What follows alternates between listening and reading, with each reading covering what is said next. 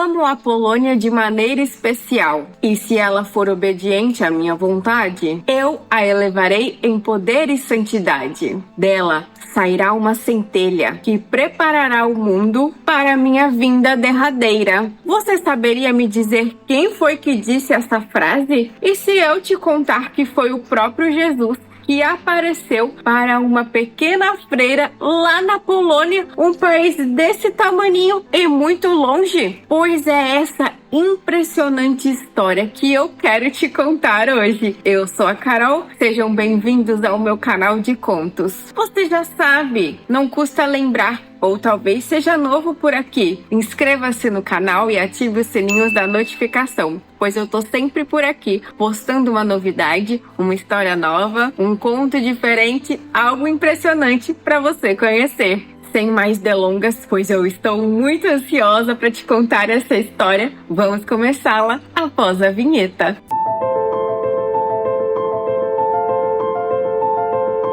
E numa pequena aldeia, bem distante mesmo da cidade, numa fazenda e numa simples casinha, vivia a família Kowalska, a senhora Mariana e o senhor Stanislau. E os dois tiveram 10 filhos, mas 2 acabaram indo para o céu bem novinhos. A terceira de seus filhos era Helena, que era carinhosamente chamado por todos de Heleninha. E devo contar que a família Kowalska era muito pobre. Helena e sua irmã tinham por vezes de revezar o único vestido da família disponível às garotas para participarem da missa. Apesar da simplicidade que viviam e da pobreza em que se encontravam, havia uma riqueza naquela família. Essa família era rica de Deus.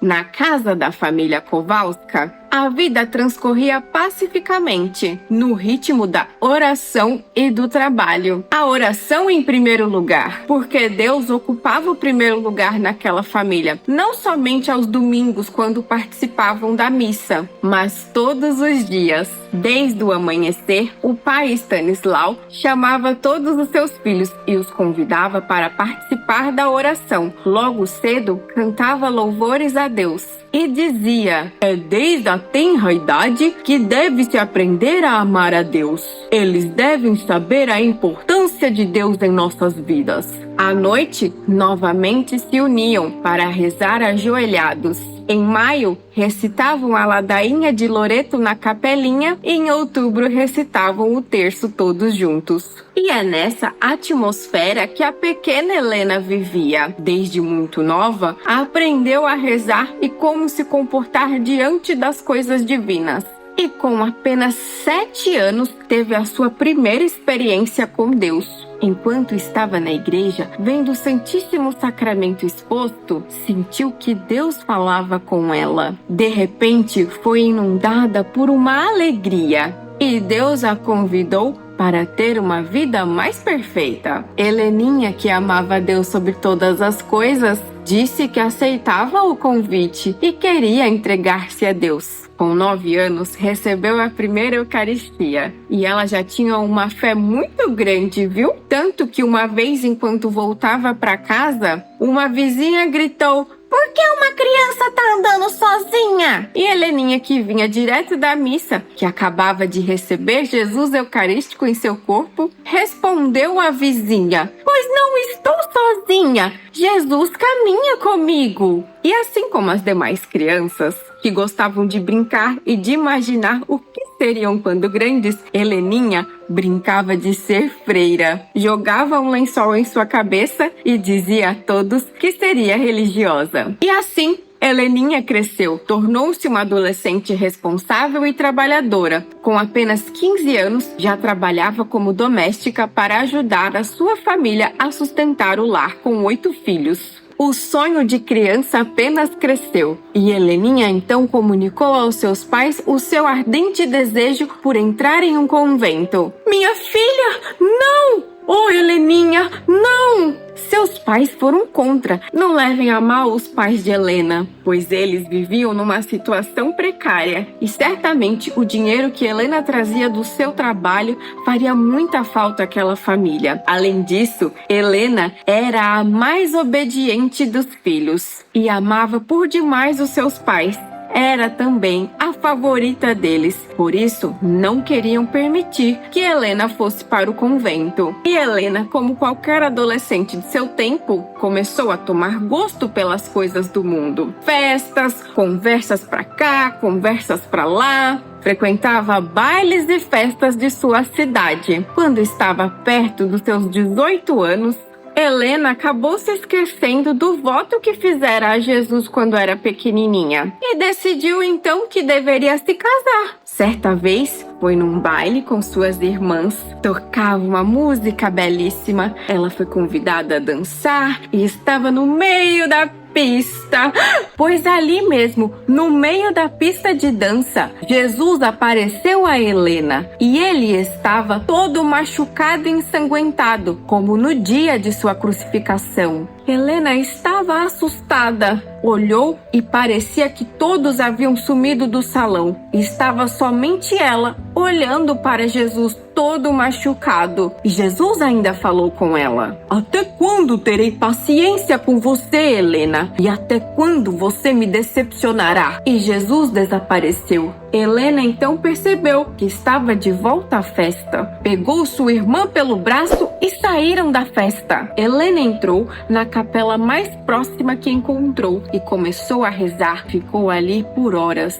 Rezava e perguntava a Deus qual era a vontade dele para a sua vida. E dentro do seu coração teve a resposta. Jesus pedia que ela fosse imediatamente para Varsóvia para que finalmente ela pudesse entrar no convento e ser uma religiosa, o que era, na verdade, o desejo de Helena. E Helena já tinha seus 18 anos. Mas sabia que seus pais ainda assim não permitiriam que ela fosse para Varsóvia. Sem dinheiro nenhum e sem endereço, mesmo assim, decidiu partir para cumprir fielmente o desejo de Jesus. Fez suas malas na calada da noite e saiu. Avisou apenas aos seus tios para onde ela iria, para não preocupar tanto seus pais. E repleta da confiança em Deus, partiu para Varsóvia. Chegou em Varsóvia e começou a se perguntar: mas que convento que eu vou? Pois Jesus só lhe disse que venha para o convento, mas não lhe disse qual. Acham que é fácil seguir a vontade de Deus?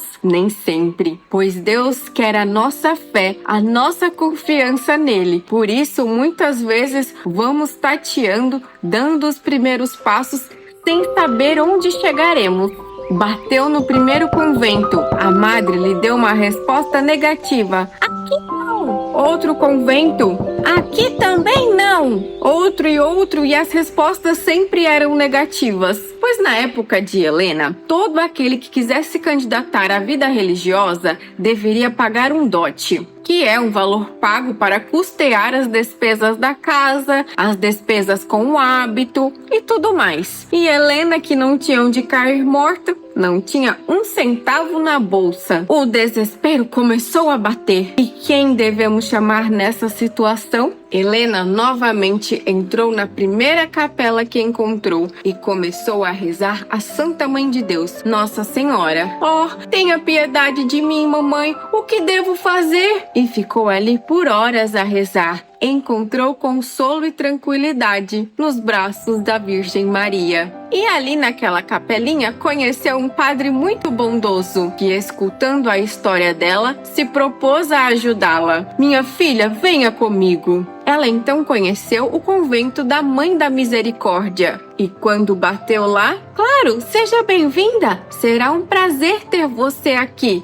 Mas ainda assim, precisamos do valor do dote." Finalmente, Helena foi aceita. E com a ajuda do bondoso padre, começou a trabalhar numa casa de família. Ajudou a limpar a casa, a cuidar dos filhos. E veja só, Helena era uma boa contadora de histórias. Todas as crianças adoravam escutá-la e isso a ajudava muito para contar histórias sobre Jesus e ensinar as crianças sobre a catequese. Helena mantinha o seu coração voltado para Jesus. Ajudava a todos que podia. Mesmo sendo muito pobre, compartilhava sua pouca comida com aqueles que não tinham absolutamente nada. E todo mês juntava o seu dinheirinho para pagar o dote para entrar finalmente no convento. A família que Helena servia era muito bondosa e amavam muito Helena. Queriam que ela ficasse sempre com eles. Chegaram até a tentar armar um casamento para Helena, que ela imediatamente disse não. E antes mesmo de entrar no convento, fez um voto de castidade perpétua a Jesus. Não posso me casar. Prometi-me somente a Jesus. E assim que conseguiu o dinheiro, partiu para o convento. Venha, você está aceita! Helena agora era uma filha da Mãe de Misericórdia e passou a viver então no convento. Mas começou a ter muitas tentações. Começou a achar que aquele convento não era o ideal para ela e queria uma vida mais austera,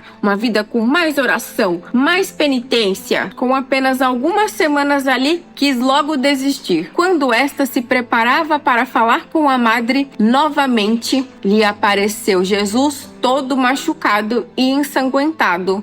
Jesus, quem fez isso com você? Foste tu me fizeste isso, e muito mais me fará sofrer se sair do convento. Preparei este convento para ti. Muitas graças te serão dadas aqui. Não quero que saias. Helena então começou a rezar, pedindo a Deus para aceitar ficar naquele lugar, e as tentações cessaram. Helena, após todo o tempo de preparação, pôde professar os seus votos. E ela, que tinha um amor muito grande pelo Santíssimo Sacramento, tomou como nome de religiosa Faustina do Santíssimo Sacramento. Faustina, como sempre, era muito caridosa, ajudava a todos e tinha um especial amor por Jesus no Santíssimo Sacramento. Por isso, passava horas na capela rezando com ele. Assumia toda e qualquer responsabilidade que suas irmãs lhe dessem. Mesmo sendo nova, advertia as mais velhas quando as irmãs ficavam fofocando. Ela, por amor à verdade, corrigia as irmãs, dizendo que Jesus não se agradava com aquela atitude. Sempre que passava um pedinte na frente do seu convento, o que quer que tivesse, procurava dar para alimentar aquele que necessitava. E quando não tinha nada a dar, dava simplesmente um sorriso, um carinho e tratava bem aquela pessoa. E Faustina percebeu que dar alguma coisa, mas sendo rude, é muito pior do que não dar nada, mas sendo gentil com aqueles que precisavam de carinho. E a vida de Faustina não era fácil no convento, pois algumas irmãs tinham inveja dela ou simplesmente não iam com a cara de Faustina. Algumas até a humilhavam, davam os piores trabalhos para ela fazer e até mesmo atrapalhavam. Faustina encontrava o seu consolo em Jesus e sempre rezava e nas suas orações meditava. Como ela, a esposa de um Deus que foi humilhado e maltratado no mundo, esperava ser tratada diferente. Por isso, aceitava tudo com muita paciência e amor e oferecia tudo aquilo ao nosso Salvador. E muitas vezes, Jesus lhe aparecia e conversava com ela, mas agora não mais chagado, mas sim glorioso, e falava e consolava Faustina. Sempre que aparecia Faustina, Jesus tinha algo importante a lhe ensinar. Jesus então começou a lhe aparecer e dizer que tinha uma grande missão para Faustina. Aquilo a assustou, pois ela, pequenina, frágil e miserável, o que ela poderia fazer para ajudar Jesus no mundo? Chegou até mesmo a parar de ir à capela para rezar, pois estava com medo que Jesus lhe aparecesse e pedisse algo grandioso. Mas como Deus conhece perfeitamente as nossas limitações, sabe que precisamos de ajuda para caminhar, providenciou um diretor espiritual a Faustina, o padre Miguel Sopotko. E o padre Miguel, muito piedoso, gentil e sábio, começou a ajudar Faustina em sua missão. Veja, minha filha, você deve escrever um diário. Um diário? Para escrever o quê? Para escrever as mensagens que Jesus te fala. Escreva os teus pensamentos, tuas meditações e tudo o que o mestre vos disser. Só que Faustina não havia completado a sua educação básica e tinha dificuldades de ler e escrever. Era até uma freira de segundo coro, o que quer dizer que não era a freira responsável pelas leituras, mas auxiliada pela graça e pelo padre, começou a escrever o seu diário. Sempre que Jesus lhe aparecia, ela escrevia algo. E por muitas vezes lhe apareceu. Quando Faustina ia comungar, Jesus lhe aparecia como um menino, o menino Jesus, nos braços da Virgem Maria. 2 anos após Jesus começar a lhe aparecer frequentemente, a Virgem Maria também lhe apareceu. Faustina ficou emocionadíssima e a Virgem Maria lhe pediu algo. Minha filha, quero que sejas a minha criança. Quero que cresças em 3 virtudes em especial: humildade, humildade e mais humildade, mas também na castidade e no amor a Deus. E a Virgem Maria pediu que Faustina traçasse esse caminho de infância espiritual, para que encontrasse nessa boa mãe o consolo e a ajuda que precisasse para enfrentar qualquer desafio. Enquanto rezava, Jesus lhe apareceu, mas dessa vez, diferente de todas as formas que havia lhe aparecido. Apareceu com as vestes brancas e reluzentes, a mão apontada para cima para dar a bênção, e de seu coração, que foi aberto em sua crucificação, saíam raios luminosos, raios potentes, vibrantes, raios vermelhos e branco. Seu olhar era misericordioso e olhava a todos como olhou outrora na cruz. O branco representavam as águas do batismo que lavam e purificam nossas almas.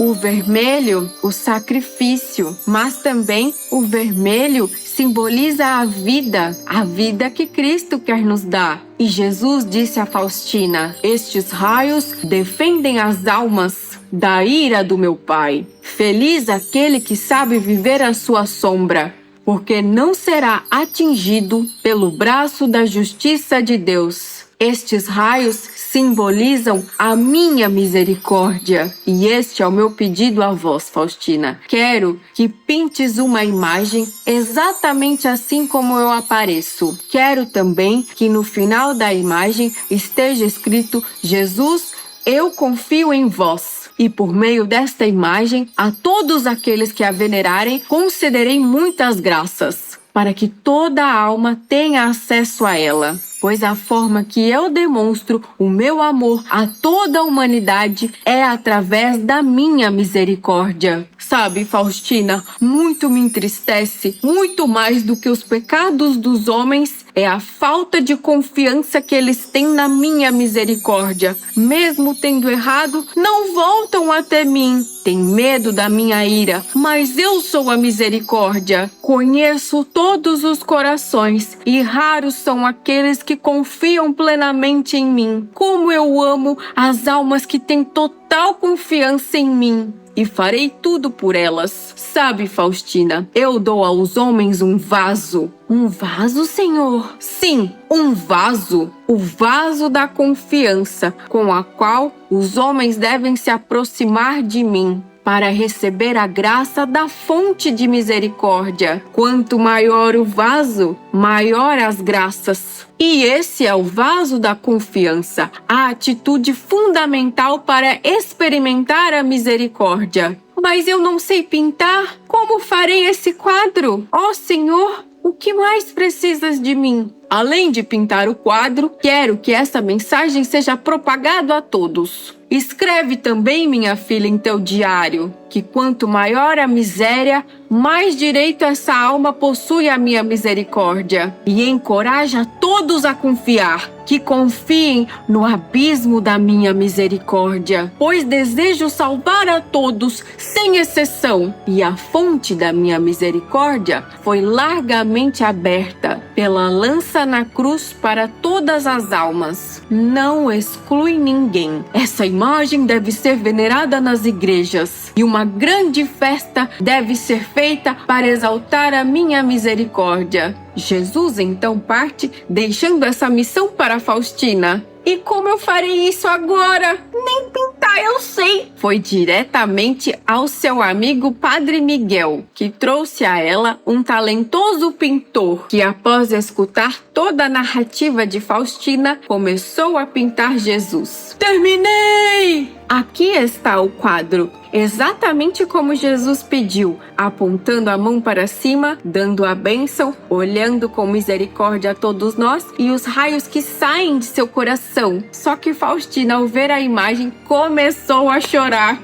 Jesus é muito mais bonito do que esse quadro, ficou horroroso! O pintor fez o melhor que pôde, mas deve ser muito difícil retratar Jesus. Faustina foi à igreja conversar com Jesus e reclamar sobre a imagem. E novamente ele lhe apareceu e confortou Faustina lhe dizendo: a grandeza dessa imagem não está nas suas cores, nem no talento do pintor, nem na qualidade dos materiais. Está na minha graça, que será derramada a todos os corações que se aproximarem com confiança de mim. E com muita confiança e sem medo das pessoas, Faustina então se lançou à sua missão: falar sobre a divina misericórdia. A primeira vez que o quadro foi exposto foi numa pequena capela ali na Polônia. E Faustina continuava a escrever tudo, pois Jesus também lhe ensinou muitas orações. E a oração mais famosa é o Terço da Divina Misericórdia, que Faustina se lançou a todos para ensinar.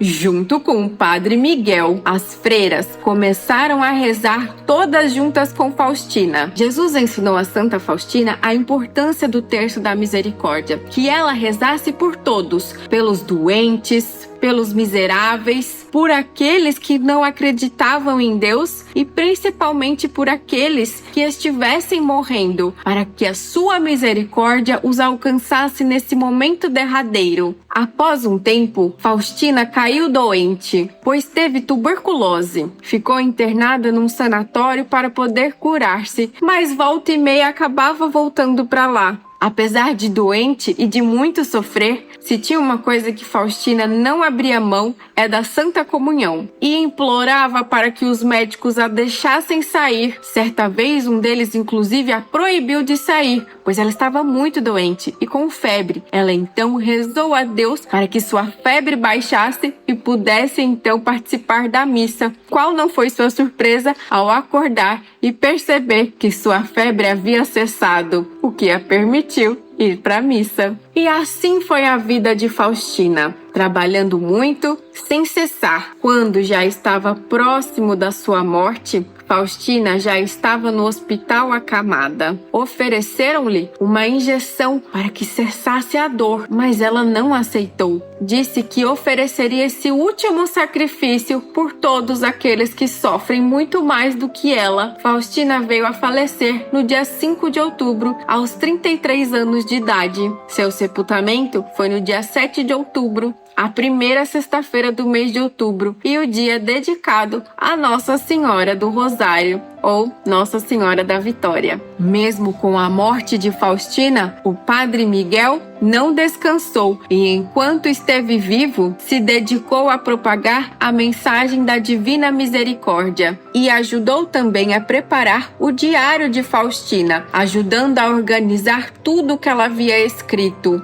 Mas e a festa que Jesus pediu que Faustina fizesse para exaltar sua divina misericórdia? Bom, devo dizer que enquanto ela esteve viva, ela não viu isso acontecer. Mas Deus tem os seus caminhos, pois o povo polonês se agarrou ainda mais a essa devoção à Divina Misericórdia, principalmente porque a Polônia foi palco de grandes guerras, e aqueles que rezavam o terço da misericórdia encontravam em Deus o consolo e muitas vezes se livravam daquelas situações perigosas.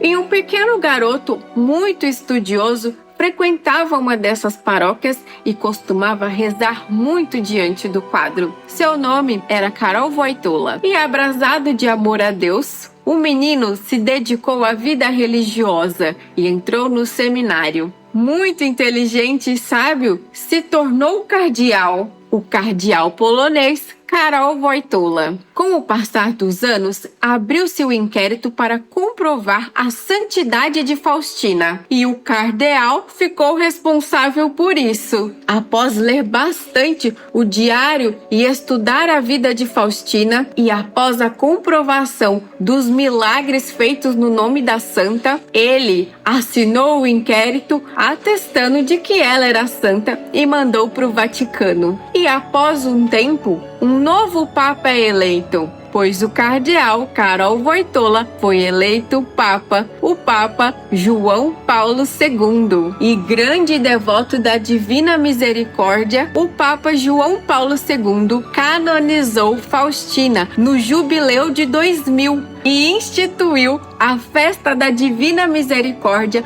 no primeiro domingo após a Páscoa, difundindo então a mensagem da Divina Misericórdia para todo o mundo, confirmando as palavras de Jesus que disse a Faustina que ele elevaria a Polônia a poder e santidade e que dela sairia uma centelha que prepararia o mundo para a sua hora derradeira. E foi através de Faustina, do Padre Miguel e de João Paulo II que essa devoção à Divina Misericórdia, ao amor de Deus, se espalhou e continua a crescer todos os dias. E você, já conhecia a história do Terço da Misericórdia? Talvez você tenha até escutado, ou até mesmo visto alguma dessas imagens de Jesus misericordioso em alguma igreja, mas talvez não conhecesse essa impressionante história por trás dela. Por isso, compartilhe esse vídeo para que outras pessoas possam conhecer também essa história.